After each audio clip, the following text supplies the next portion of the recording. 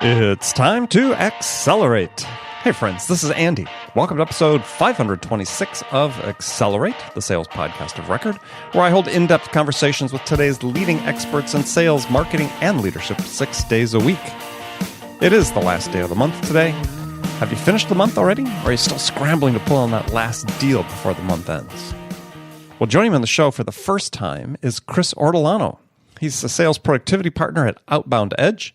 He's also the chapter president of the AA-ISP in Portland, Oregon. So we're going to talk about sales productivity. And might expect that since he's a sales productivity partner. And we're going to talk about how do you measure it? Sales productivity. How do you measure sales productivity? It's not as straightforward as you might think.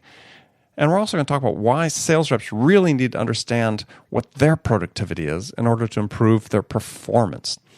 If you'd like to see the show notes for this episode, go to andypaul.com/526. There we provide a time-stamped breakdown of this and all the conversations you hear on Accelerate. Make sure you check it out. And if you like this show, of course, it would really help us out if you subscribed, left a review for us. You can do those all on the podcast app on the phone you're using to listen to this podcast. So go ahead, hit pause, subscribe, leave your quick review, and then come right back. I'll be waiting for you. So let's jump right into it. Chris Ortolano, welcome to Accelerate. Thanks, Andy. It's a pleasure to join you here. Pleasure to have you. Where are you joining us from today? Portland, Oregon. Portland, Oregon. Well, I love that town. That is just a fun place. Come visit someday. We'd love to see you. Well, I've been, and yes, now that you and I have met each other prior to the show, but we hadn't met each other a few months ago, we'll definitely do that. So, all right, standard opening question. So part of my ongoing research project is a question I ask all my guests. In your opinion, what's the single biggest challenge facing sales reps today? I think we're overwhelmed with information. Overwhelmed with information. Okay. And is it because there's some people think that, reps are distracted because they're spending too much time on useless information, or they're overwhelmed with information that's being pushed toward them? I think it's being pushed, and they don't have an opportunity to classify it into any kind of body of knowledge. And so we're depending on our memory, but we also know that we can get overwhelmed and lose track of things. So we need to create context, I think, for learning so that people can create methods of memorizing. We just talked earlier about mnemonics, that is using short symbols or strings of letters to help us remember important techniques. And so when you're saying that's being pushed toward them, is this from their marketing department, saying, hey, here are leads, here's content, here's whatever, or are they getting it from both sides, from buyers as well? Where's it coming from? So I'm going to just broadly use a metaphor to describe sales as I see it today. It's a combination of three things, perhaps. You've got to be one part politician, one part tango dancer, and one part air traffic controller. Okay. If you've ever done a tango dance, you know that you have to become quite personal with somebody in a very short period. This is somebody that you don't know. And there's a certain communication style that lends itself to opening up. But amidst all of that, there's all these planes moving around, and these are your product development teams, your sales and marketing executives, and of course the markets themselves. Mm-hmm. The markets are very dynamic. So if we don't know our industry, how can we talk to our customers? We need a way to keep up with their changes also. And then finally, the politics is really about making deals. We have to know how to get people to sit at the table. We have to listen to their concerns. We have to find a way to create some beneficial agreement that results in an outcome that we're all satisfied with. These are difficult skills to master individually, but when you put them all together, it can be overwhelming. So we need to create guidelines, I think, especially for some of our newer reps. Got it. So you recently started, not so recently, but you started an online sales community.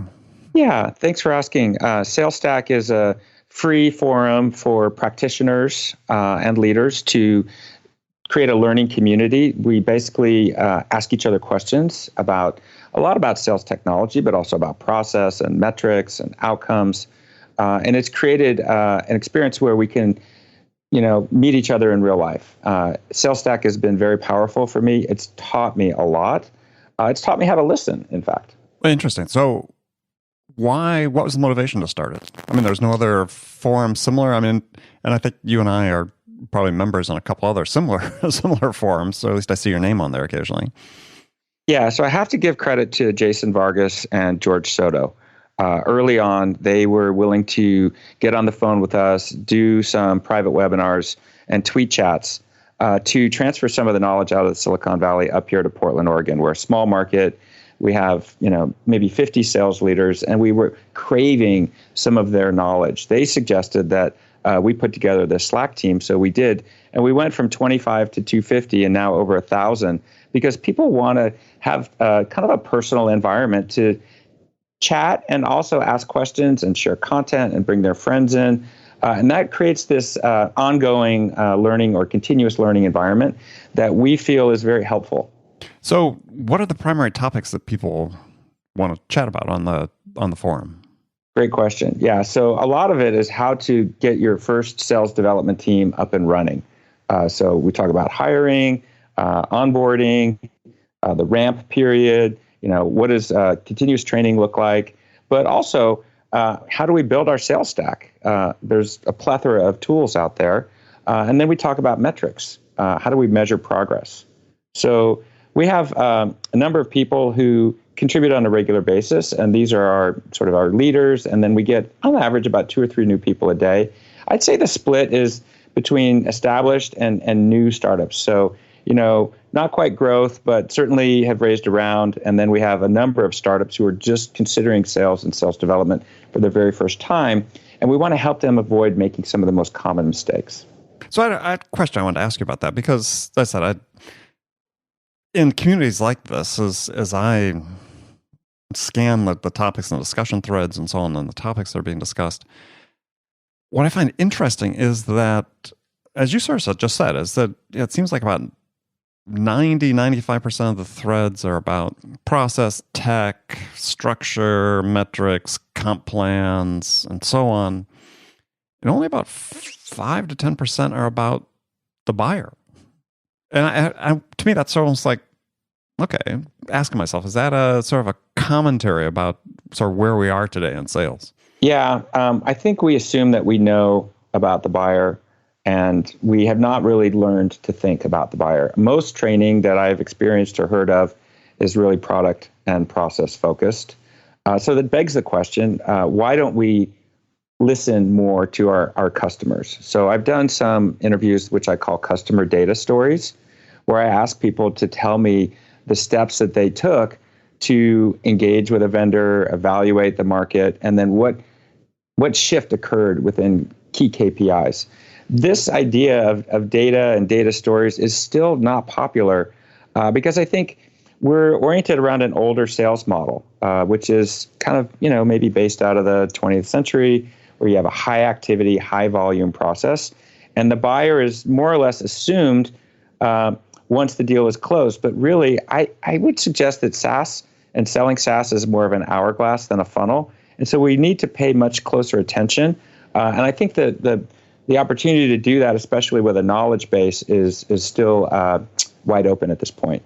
Well, it raises an interesting question, because as I look at research reports that come out, and again, people probably listening to this may be sick of me talking about this subject, but we see all this wonderful technology, these plethora of tools coming in that are available for sales, from start to finish in the sales process, customer success as well. But like I said, there's no real report that I've seen that sort of indicates that we're really, all this technology is having the impact of really moving the needle in terms of overall sales performance across our profession. In fact, it's not. Right. So when we make the comment, say, well, sort of assume sort of about the buyer, when I see that all these discussions are oriented around everything except how do I actually make a gosh darn sale, it's like, okay, are we trying to hide behind the tools? Because I get a sense of that from, with companies I work with and the sales professionals I work with, that, and I don't want to say it's purely generational, because it's not, is that, people people want to hide behind the tools. It's almost like, sales is famous for making excuses, right? It's one of the ironies about sales is there's no other profession where it's, your success or your livelihood is so much based directly on your efforts. Yet, salespeople are the most prolific when it comes to excuses of why they don't get things done. Yeah, I would suggest that we're in transition. So we do see some companies, for example, MuleSoft, they just went public this year, creating inside sales academies to really understand their buyers. So they moved away from a volume and velocity model to really allowing their top funnel prospectors to build relationships and build discovery skills. And I think that was a conscious choice that executives at that company and others like them have made. And I think until we start to look at data and realize that kind of investment that they do also at Adobe and Burst, that kind of investment in our frontline sales reps is paying off, that we're not going to be so familiar with how to understand the buyer. But I know that as we create more of these academy models, you see them in companies like Discover.org, that we'll start to see more benefit there. Yeah, well, I think it's, and you and I have talked about this in the past when we've met, is that, sales is still about a person talking to a person. And I'm heartened to hear, somebody like company like MuleSoft and others are beginning to spend more time investing in that, because technology should be used in support of making that moment as effective as possible. And, ask questions of CEOs, founders of, some company come out with the latest tool. And it's like, okay, well, how does this help the buyer make a decision? Yeah, I think we need a framework. So I came up with a kind of a 5-part framework, if you will, for thinking about how to talk to buyers. So the first part would be to have some sense of curiosity. And we spoke earlier on this call about pausing and listening. And I think curiosity leads to collaboration. I think that many buyers are very sophisticated. It does not take long for me to create a matrix of similar tools. But you need to collaborate with me before I'm willing to make a commitment to you. That's the third step. And what I'm looking for, if I'm a buyer, is somebody that can help me make a change inside my company. That is, in my opinion, the most difficult thing to do. And that requires exceptional communication skills. And Andy, many of us do not have exceptional communication skills. We've never studied communication in college. We don't practice like actors and writers do on a daily basis. And yet that's really what it boils down to, is how well we communicate. But I don't want to interrupt step 5, but I just want to insert is salespeople do practice every day. Yeah, but I think there's a false sense of security there. I honestly don't think that doing the work is practicing. Just because I show up and make 100 phone calls doesn't mean that I'm getting any better at my craft. Well, yeah, if you're not curious, you're never going to learn from what's going on. Yeah, so I coach salespeople on a regular basis, and it continues to amaze me how little time people put in after hours or on the weekends doing basic things, say writing a narrative story. So there's this concept that Daniel Pink described called the Pixar pitch, where we use 6 elements to tell a story. Why? Because stories live in our brains longer than, say, features and benefits. This is a very simple process. You can read about it in his book, To Sell is Human, but very few people will actually practice that process. I think we need to embrace sales as a craft that we have to practice, not just do. Well, you raise an interesting point, though, and I think this is one of the dilemmas, is that we say, as you just said, look, reps aren't investing enough of their time on the weekends and so on to improve their craft, improve their, the professional development. Why should it be up to them on their time to do that? Why not, as some companies do, is say, we're going to invest time. We're going to take time out of the sales day because we know, hey, we're only spending 30, 35% of the time anyway actually talking to a customer. If that, we're going to take some of that time and we're going to invest it in you.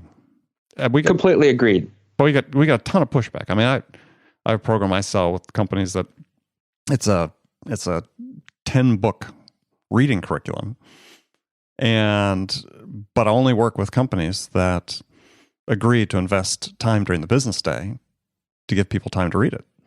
And we asked for 20 minutes every day, 15 minutes to read and 5 minutes to reflect in a journal about what they just read. And hugely beneficial to teams that go through that. But yeah, more often than not, I mean, 90% of the time, a sales leader will push back and say, yeah, we don't have time for that.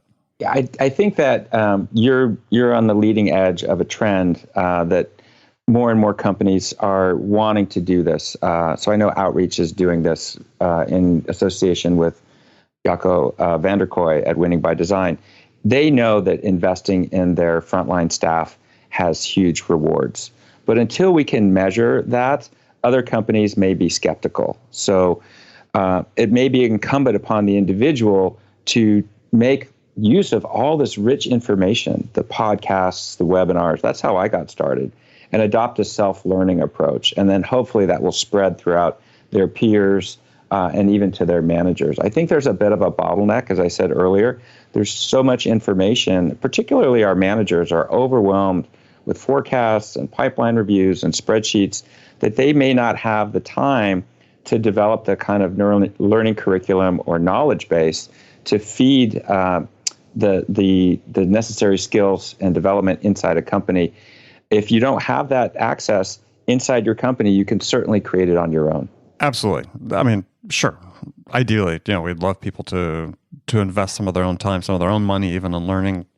You clearly have done it. I've done it. But, we always have this sort of issue as we say, okay, well, we've got this great middle, if you will, but not the top performers, not the bottom performers, that are the people we think have the potential to become the next level. And there's this reticence to actually put your money where your mouth is and actually invest in them, because we're assuming, and often in the show, I get guests who say the same thing as, people aren't investing enough of their own time. And I always have the same answer, which is, or question is, that'd be great if they did, but why aren't we investing in them? We're stuck in an archaic model, which is you just hire somebody, give them a week or two of training, and then if they don't work out after 90, 180 days, you fire them. Mm-hmm. And I call that the hire to fire model. And probably sales as we know it started with that approach. Why? Sure. Because you churn through enough people and you're going to get a few A players, and they're going to carry the team, right? Exactly. Well, that is the model. I mean, when I got started, the company I worked for at the time was the second largest computer company in the world. That's IBM did the same thing at the same time. That's exactly what they did. They went and hired hundreds of new college grads every year and put them through a program knowing full well that 90% of them were going to wash out over 2 years. And they were okay with that.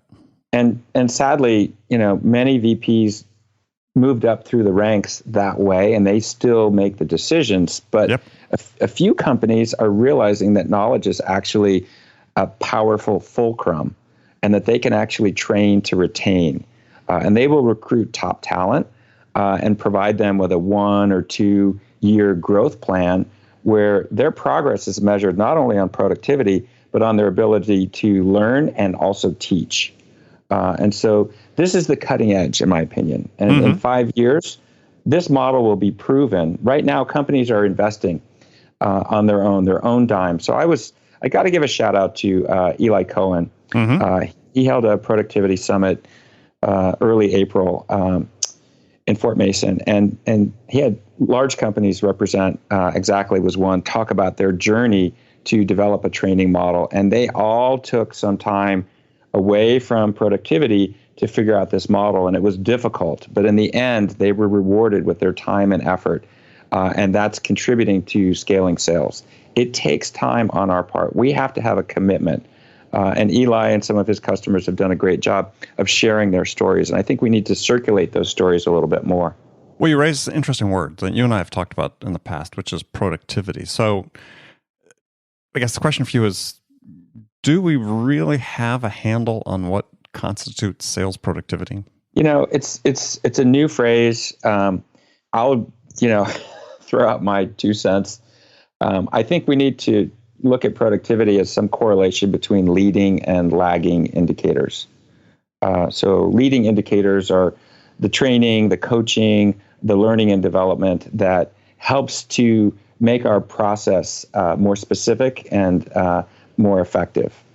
And then can we correlate that with some increase in conversion, say at the top of the funnel, or opportunities, or ultimately revenue? We know it comes down to closed won. I've seen spreadsheets where people are doing this, but I don't think we have a science yet. I think people are still trying to determine, is it worth it, as you suggest earlier, to take 20 minutes out of our day? Oh, wait a minute. I think we can correlate that 20 minutes with a higher quality conversation, or getting more decision makers into the deal earlier on, moving the deals faster. Yeah, I see until we can prove that correlation a little bit more, I think productivity is still open to interpretation. Well, how would you define productivity? It's a correlation between the leading and the lagging. Yeah, I mean, but see, I think one of the issues we have in sales is that we have no idea what productivity means. So, I mean, look at productivity from an economic standpoint. It's a unit of output for a unit of input, right? So we're producing X amount of goods for a unit of labor. So why wouldn't we look at sales the same way? Yeah, I think that is a sort of a factory, a metaphor that comes out of industrialization. But we look at it as a measure of gross productivity, and given the fact that we have our economy is increasingly dominated by a service economy, but it still has value. So in accounting, because I wanted to understand financial statements, I thought I still do think that's an excellent window, if you will, into the health of a company. But one thing you don't see on the balance sheet is any reference to talent. So just because I'm growing 15 or 20% year over year, there's no reference to how the people are important to that process. So we're knowledge workers. And I think it's important to start to assign a value to knowledge. And I think that we intrinsically know that knowledge is valuable. We respect somebody who is very intelligent. They give a TED Talk, they write a book. But I think knowledge is more than just book learning these days. I think there's a sense of community. I think there's organic knowledge, which is this sharing of ideas. I think there's structured knowledge, which we see in a lot of our sort of role-based learning. And I think there's huge potential there, honestly, to increase productivity, that is, to increase output by focusing some of our attention on how to apply knowledge and knowledge systems inside our organizations. Okay. There's a lot there to unpack. So is one of the trends that you're worried about that people are substituting data for knowledge? Yeah, I think data is it's very appealing. As you said earlier, it's quantifiable, but it does not represent the whole story. So I'm keen on data stories. So if someone shows me a spreadsheet, I say, well, what's the narrative behind this? And then can you include that narrative in your discussion? This is similar to a 10K, where a company describes the year's activities and creates a bit of a SWOT analysis to characterize why the year went the way it did. I think we need to use data to test our hypotheses. And I think knowledge and learning is essentially a test. Companies are laboratories, but we need to run tests, not just assume that knowledge is limited to an LMS, for example. Well, when you're talking about tests, give an example. So your book club or your 10-book curriculum is certainly a test for somebody that's never deployed a curriculum like that inside their organization. Mm-hmm.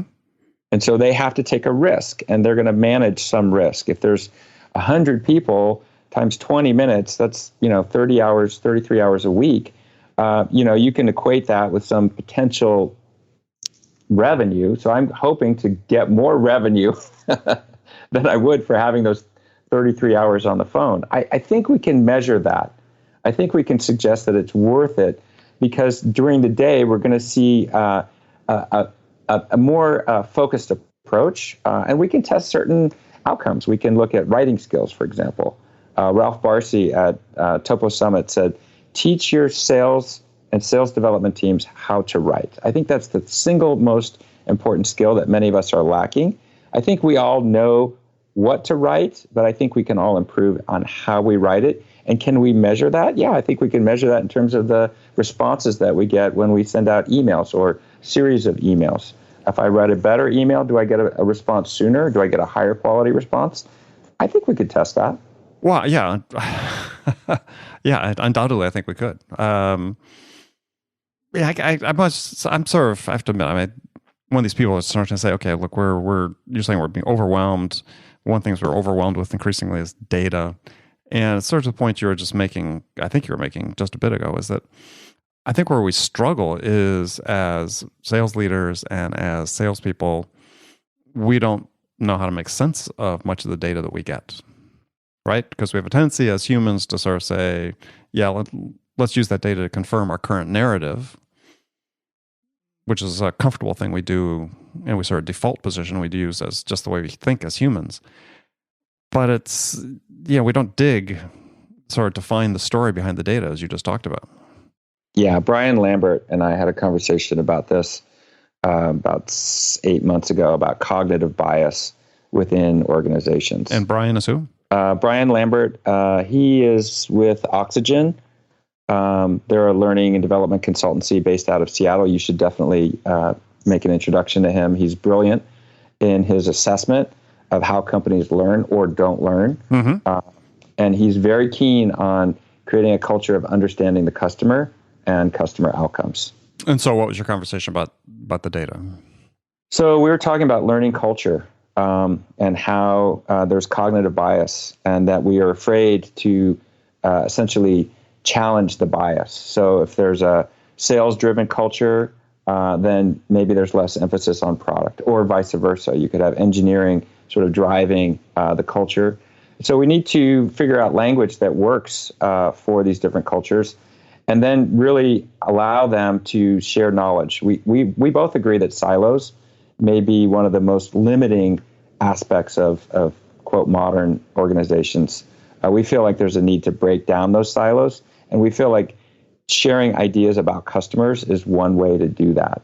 So customer narratives, customer testimonials, customer data stories are all valuable, but they typically don't get shared inside companies. And so we were asking maybe what are some ways that we could create more of a sharing of knowledge around customers inside an organization. So if you were to look at the way, and you've referenced it several times, so you think that at least in the tech industry that you and I sort of, you more directly than I work in is that we're sort of stuck in a sales model that's old, it's creaky, it's taking on water. So if you're going to say, look, let's reimagine these silos or reimagine the functions to get rid of the silos, how would you restructure sales? Yeah, so sales is, in my opinion, the job of a sales rep is to convert what I call general sales intelligence. This is all the data that we can use to create a hypothesis, a general idea, into what I call critical sales intelligence. This is more like a detective, putting together clues, trying to bring many different disciplines inside the customer account together to understand what their priorities are, their initiatives. So I think we need to teach our sales reps about the different functions inside an account. One of the best ways to do this is to onboard your new reps with a real good introduction to, say, what the finance function is, what the product development function is, what the HR function is. The companies are matrixed a lot more, in my opinion, than we are trained to believe. When we talk about buyer's consensus, there's people from many different business units helping to achieve consensus. And in my opinion, not understanding A, the business model, and B, the domain knowledge that is specifically, if you're in cybersecurity, you need to understand cybersecurity. Those two critical elements, I think, are really key to transforming sales.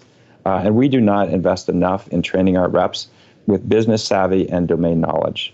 Well, last question for you, because unfortunately we're getting to the end of our time, is why does that persist? I mean, it's not like there's a lack of a self-awareness that I think in general among sales leaders that they're not investing enough in training reps, let's say, about their products that they sell, services they sell, as well as about the customer. Yeah, I think that there's a little bit of irrational exuberance, not to be negative, but we're in the midst of, say, phase one of sales automation, which is access to really rich contact data that we've never had before.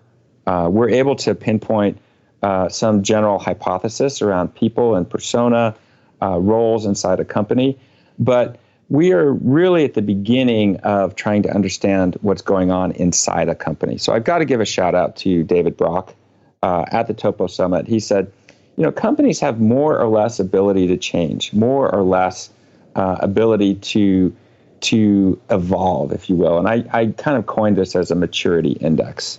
I think that we need to understand how much a company can change. And there's no amount of data that can share that. The only way we can learn that is by engaging in conversation.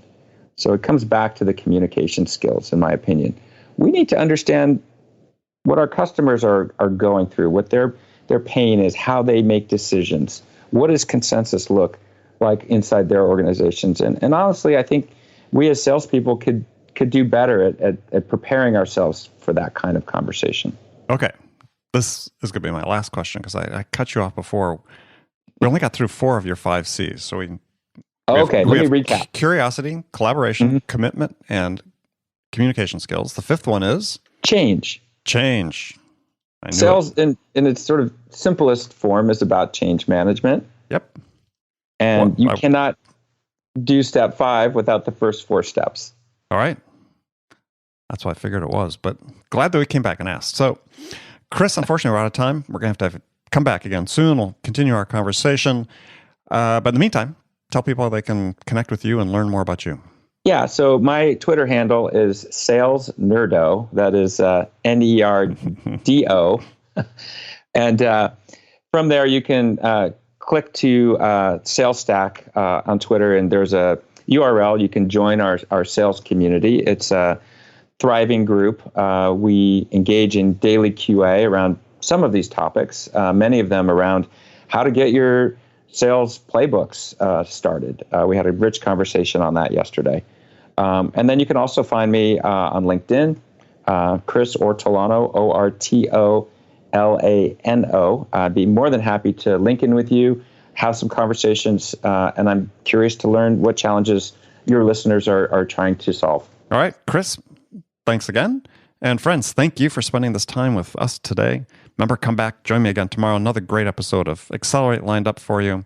Until then, if you get a chance, please go to iTunes or wherever you listen to this podcast, subscribe to this show, leave us a review. We want to hear from you about what we could do to make it even more valuable experience for you. So thanks again for joining me. Until next time, this is Andy Paul. Good selling, everyone.